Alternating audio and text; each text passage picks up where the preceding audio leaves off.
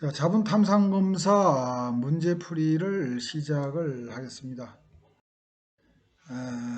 KSD 013에서 A형 표준시험 편을 시방서 상에 50분의 7 곱하기 2로 표기하였다면 다음 설명 중 옳은 것은 1번 표준시험 편의 인공 흠 모양은 원형이다. 2번 표준시험 편의 판 두께는 5 마이크로메타이다. 3번 A2형은 직선형이며 50분의 7로 잡은 모양을 얻을 수 있는 자와 전류치의 2배의 자와 전류치로 시험하는 것을 나타낸다.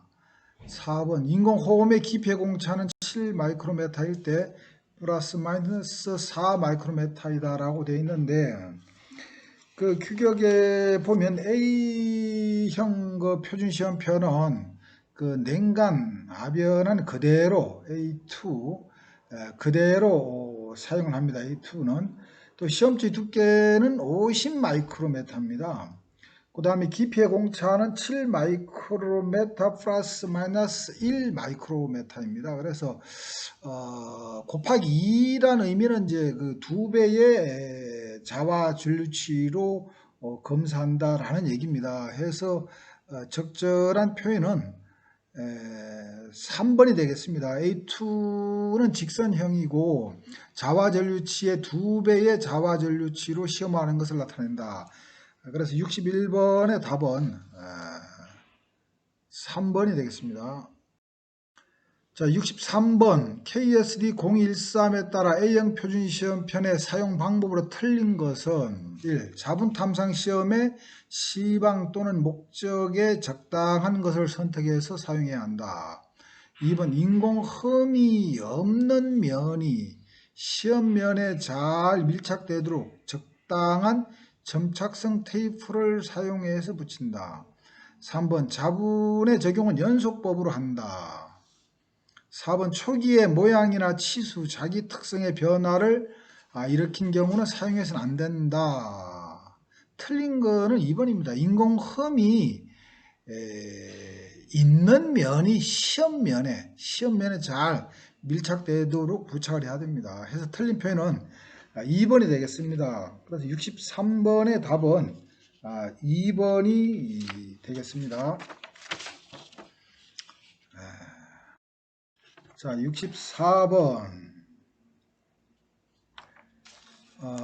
아스메 문제입니다. 아스메 섹션 A시죠. 디비전 1에 의거해서 자분 탐상 검사를 수행하였을 때 길이가 각각 5mm, 3mm, 1mm 인 선형지시 3개와 크기가 각각 3mm, 1.5mm인 원형 지시가 2개가 검출되었고 모든 지시들 사이의 간격이 1mm이었다면 평가 대상이 되는 지시의 총합은 자, 이거 보면은 이제 아스메 섹션 A 디비전 1에 의거해서 라고 되어 있습니다. 여기에 보면 지시의 평가는 가장 큰 치수가 1.6mm보다 큰 지시는 관련 지시로 간주를 하며 선형 지시는 이제 길이가 폭의 3배를 초과하는 지시가 선형 지시입니다. 그리고 원형 지시는 이제 길이가 폭의 3배 이하인 원형 또는 타원형의 지시입니다. 그래서 이제 1.6mm 이상이 관련이니까 아까 1.5mm 같은 것은 무시가 되겠죠. 1.5라든가 1mm 이런 건. 그래서 5 더하기 3 더하기 3. 그래서 1mm, 1.5mm는 무시해야 되니까 5mm짜리, 3mm짜리, 3mm짜리 이 세 개를 더하면은 11mm가 되겠네요. 그래서 총 길이의 합은 총합은 11mm. 그래서 64번의 답은 1번이 되겠습니다. 자, KSD 013에서 모양 및 집중성에 따라 잡은 모양을 분류할 때 옳게 표현된 것은 선상의 잡음 모양은 균열에 의한 잡음 모양으로 분류한다.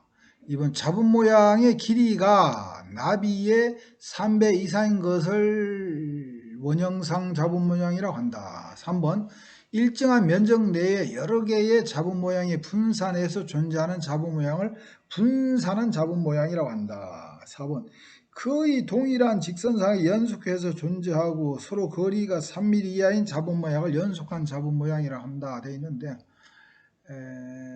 뭐 1번, 2번, 4번 다 틀린 표현이죠. 3번이 제일 매끄럽습니다. 이 자분 탐상에서는 이제 분류를 균열에 의한 자분 모양이 있고 독립한, 연속한, 분산안이 있습니다. 독립판에 보면 이제 선형과 원으로 나눕니다. 선형은 이제 길이가 3배 이상인 경우, 원형상은 선상 2외의 결함, 이거 뭐 연속한 결함은 거의 같은 동일선상에 존재하고 그 거리가 2mm 이하인 경우를 우리가 연속한이라고 되어 있는데 지금 다 틀린 표현들이죠. 그래서 65번 같은 경우는 3번이 답이 되겠습니다.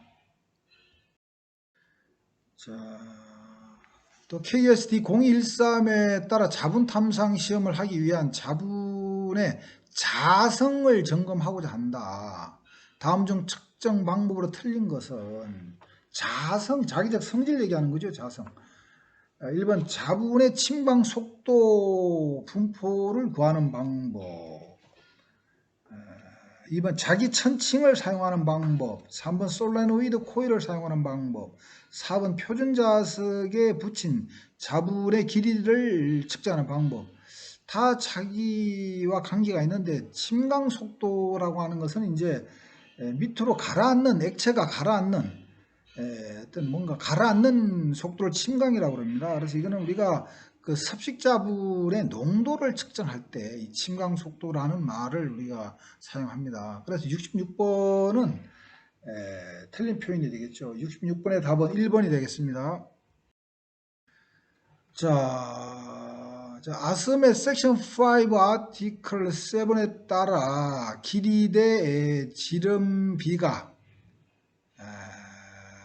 작은 부품을 코일로 선형자화시키고자 할 때 옳은 것. 코일법이네요. 코일법. L오버 D가 2보다 작다. 그러면 검사를 할 수가 없습니다. 옳은 표현은 뭐 쭉 있는데 코일법을 이용할 수가 없다. 67번은 답이 4번이 됩니다. 그 D분의 L의 B가 2 미만인 부품은 코일 자화법을 사용할 수 없습니다. 그 반자기가 너무 강하기 때문에 할 수가 없습니다. 그래서 67번의 답은 4번이 되겠습니다. 자, KSD 013의 설명으로 틀린 것은 투자율의 겉변부에 나타나는 자본 모양은 현미경으로 확인한다. 2번 용접부의 열처리 후에 하는 시험의 자화 방법은 프로트법을 한다. 3번 열처리가 지정된 용접부의 시험에서 합격 여부는 최종 열처리한 후에 한다. 여러 개의 시험품을 동시에 시험하는 경우 자화 방법 및 자화 전류를 특히 고려해야 되지요. 여기서 보면은 68번은 2번이 문제가 있는 표현이죠. 보통 그 용접 후에 열처리 등이 그 지정이 있을 때는 합부의 판정을 위한 시험은 최종 열처리 후에 해야 됩니다. 그 다음에 그 용접부의 열처리 후 또는 그 압력시험, 압력용기의 그 내압시험을 종료한 후 등에 하는 시험의 자화 방법은 원칙적으로 극감법을 하고 있습니다. 프로드법을 사용하면 안 됩니다. 그래서 열처리 후에 시험하는 자화 방법은 원칙적으로 극감법으로 하도록 되어 있습니다. 틀린 표현은 2번입니다. 그래서 68번의 답은 2번이 되겠습니다. 이것도 KSD 013에 따라 자분 탐상 시험을 하고 시험 기록을 작성하는 경우 자분 모양에 대한 기재 내용에 포함되지 않는 것은 잡음 모양의 규격에 보면 잡음 모양에는 그 제조자 명이라든가 형번, 입도, 형광과 비형광의 구별 및 색을 기재한다라고 되어 있습니다. 그래서 보면 제조자 전처리 내용이 없는 거죠. 그래서 69번에 답은 2번이 되겠습니다. 2번이. 제조자명, 형광, 비형광의 구분, 형번, 입도색 이런 것들은 다 기재 내용에 포함이 되어 있죠. 자, 69번의 답은 2번이 되겠습니다. 아스메 섹션 5 아티클 7에 따라 코일법으로 선형자와 기법을 적용하고자 한다. 시험체의 길이 L이 250mm이고 D가 지름이 50mm라면 필요한 자화전류는 얼마인가 라고 되어 있습니다. 그래서 이거 코일법에서 자화전류를 구하는 식이 두 개 나온다고 그랬죠.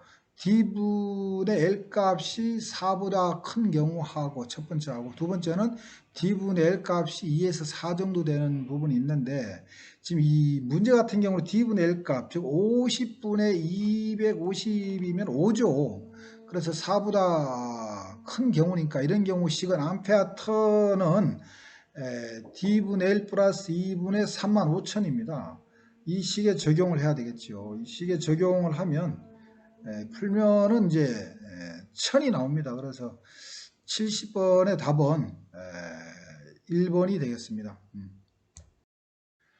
자, 아스메 섹션 5 아티클 7의 요크법에서 영구자성 요크를 사용하는 경우 최대 극간거리에서 견인력, 리프팅 파워 얘기하는 거죠. 견인력의 최소 값은 돼 있는데, 이거는 18kg가 되겠습니다. 아스메 섹션 5 아티클 7에 보면, 직류 또는 영구 자석의 요크는 이때 사용하게 될 때 최대 극간거리에서 최소한 18kg의 인상력을 가져야 한다라고 되어 있습니다. 그래서 71번은 4번이 되겠습니다. 자, 마찬가지로 아스메 섹션 A 디비전 1 어펜딕스 6에 따라 용접부에 나타난 지시를 평가할 경우 합격으로 판정할 수 있는 것은 되어 있습니다. 어펜딕스 6분을 보면 이런 말이 나옵니다. 지시의 평가는 가장 큰 치수가 1.6mm보다 큰 지시는 관련 지시로 간주를 한다. 자, 선형 지시는 길이가 폭의 3배 초과되는 지시이고 원형 지시는 길이가 폭의 3배 이하인 원형 또는 타원형의 지시이다. 판정 기준에 있어서 불합격 지시로는 관련 선형 지시와 불합격되는 지시는 관련 선형 지시와 4.8mm 이상 되는 관련 원형 지시 그리고 이웃 불연속 모서리 사이의 간격이 1.6mm 이하로 분리되어 일직선상에 4개 이상으로 배열되어 있는 원형 지시이다. 자, 이렇게 나와 있습니다. 따라서 이제 1번과 2번은 관련 선형 지시이지요. 3번은 비관련 원형 지시가 됩니다. 4번은 관련 원형 지시이고, 그래서 그 72번 같은 경우는 이제 답이 3번이 되겠죠. 3번이 합격으로 판정할 수 있는 것은 해서 이제 3번이 되겠습니다.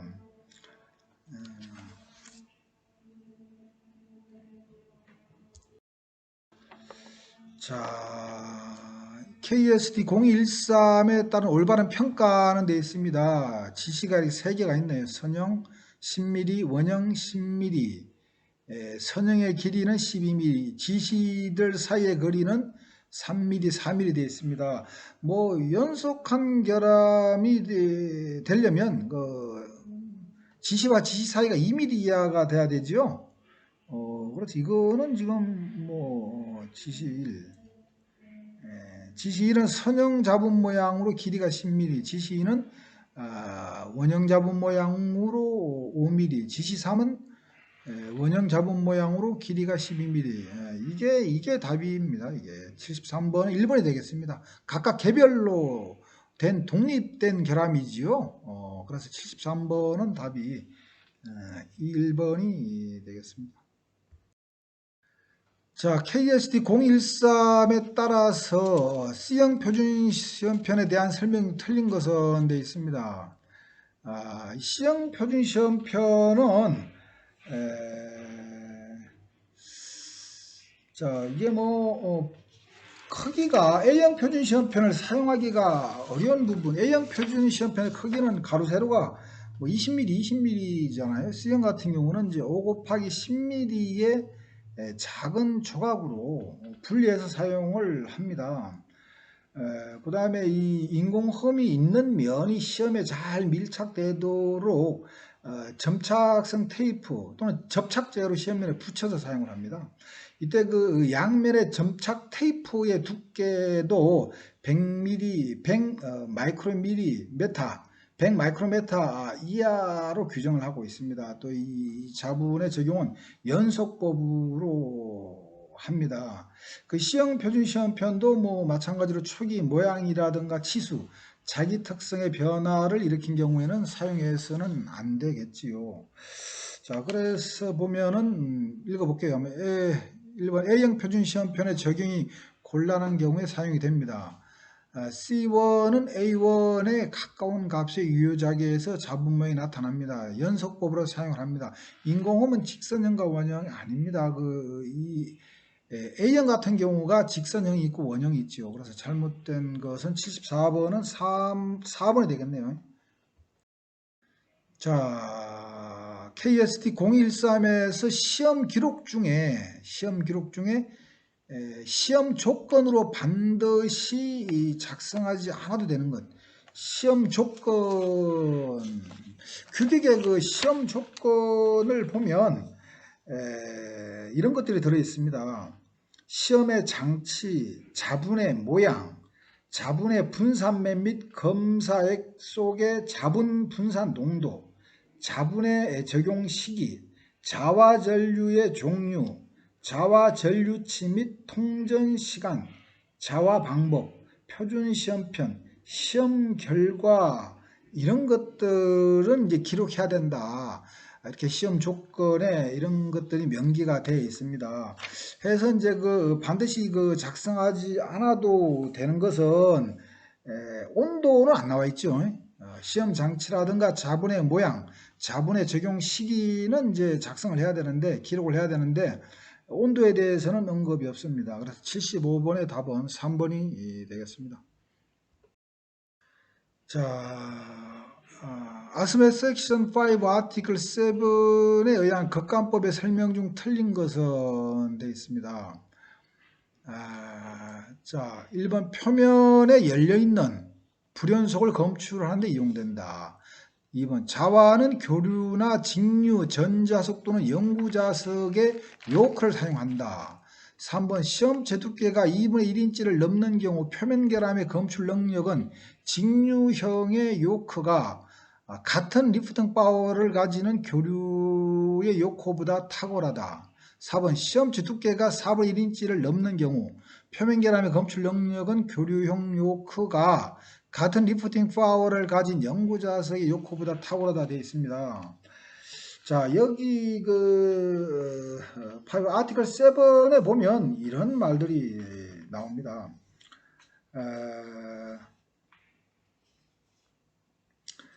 두께가 6mm 이하의 재료를 제외하고 표면 불연속부를 검출하는 데 있어서 교류 요크가 동등한 리프팅 파워를 가진 직류 또는 영구자석은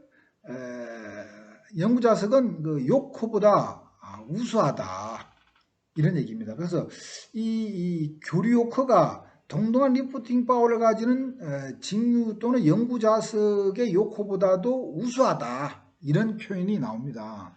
자, 그래서 보면 76번 같은 경우는 3번이 거꾸로 됐죠? 이게 잘못된 거죠. 3번이. 교류가 더 우수하다라고 되어 있습니다. 교류 요커가 동등한 그 직류나 영구 자석의 요커보다도 더 우월하다 되어 있습니다. 그래서 틀린 것은 3번이 되겠습니다. 76번의 답은 3번. KSD 013A2형 표준시험표에서 원형. A2에는 이제 원형흠이 없죠. 직선만 있죠. 그 이유가 뭐냐. 가공하기 어렵기 때문에 이번 자기 특성이 아변 방향과 그의 직각 방향에서 서로 다르기 때문에 어닐링 처리하면 재료가 자기적으로 부드러워지기 때문에 어닐링 처리하면 이방성이 매우 작아지기 때문에 답은 2번입니다. 2번인데 이 열 처리를 하지 않으면 아변 방향이 자기 특성에 영향을 미칠 수가 있기 때문에 그 흠을 직선만 만듭니다. 그래서 이거 뭐 예예예. 냉간 아변은 그대로의 상태죠. 이게 A2가 A1은 이제 어닐링 한 거고, 그래서 자기 특성의 문제 때문에 영향을 미칠 수가 있기 때문에 직선만 한다 이렇게 보시면 되겠습니다. 77번의 답은 2번이 되겠습니다. 자, 아스메 섹션 5 아티클 25 SE 709에 따라 형광자분을 사용할 때 자분 모양의 정확한 판단을 위해 검사원이 어두운 장소, 시험 장소에서 최소 몇 분 이상을 적응 시간을 가져야 하는가 되어 있는데, 여기 같은 경우 보면은 이런 말이 나옵니다. 시험 요원은 자외선 등을 사용해서 부품을 시험하기 전에 시험 요원의 눈이 어둠에 적응할 수 있도록 최소한 3분 동안 어두운 지역에 있는 것이 좋다. 또 주의사항은 시험하는 동안 광색성 렌즈 또는 영구 착색 렌즈는 착용하지 않아야 된다. 이런 말이 나옵니다. 해서 78번은 3번에서 2번이 답이겠죠. 2번이 답입니다. 자, 79번. 아스메 섹션 8 appendix 6 자분 탐상 검사의 규정에 대한 다음 설명이 틀린 것은, 자, 선형 지시는 L은 폭을 얘기하는 거죠. 폭의 3배보다 큰 것을 선형, 원형은 작거나 같은 경우, 의심스러운 지시는 재검사해야 된다. 크기가 8분의 1인치 이상인 지시를 결함 지시로 본다. 그렇게 된 여기서는 이제 치수가 1.6mm보다 큰 지시는 관련 지시로 간주한다고 되어 있어요. 그래서 79번은 이제 4번이 틀린 표현이 되겠습니다. 79번의 답은 4번이 되겠습니다. KSD 013에서 시험할 때 자아 방법 선택 시 고려해야 할 사항으로 틀린 것은, 자기의 방향은 예측되는 흠의 방향에 대해서 가능한 직각이지요. 자기의 방향은 시험면에 가능한 한 평행으로 해야 되지요. 반자기를 적게 해야 되지요. 시험면을 태워서 안 될 경우에는 극간법이라든가 이런 걸 사용해야 되지요. 극간법이라든가 다른 방법 해야 되지. 프로드법은 이제 아크가 발생을 해서 시험면이 손상될 우려가 있습니다. 자, 오늘은 여기까지 하겠습니다. 감사합니다.